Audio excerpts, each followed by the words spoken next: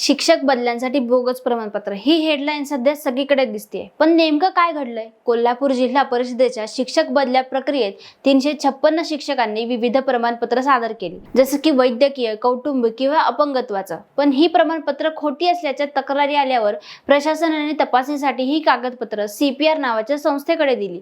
या तपासणीत 17 शिक्षक पडताळणीसाठी गैरहजर राहिले आणि तिथूनच वाद सुरू झाला.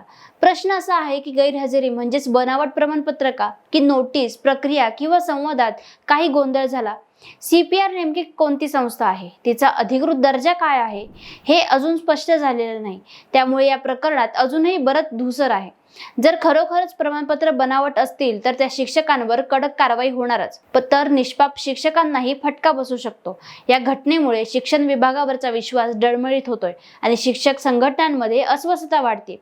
शिक्षक हे समाजाचे आधारस्तंभ आहेत, त्यामुळे अशा आरोपांचा प्रश्न केवळ व्यक्तीपुरता नाही तर संपूर्ण व्यवस्थेचा आहे. हा वाद केवळ 17 शिक्षकांपुरता मर्यादित नाही, तर आपली शिक्षण व्यवस्था किती पारदर्शक आणि उत्तरदायी आहे याचं प्रतिबिंब आहे.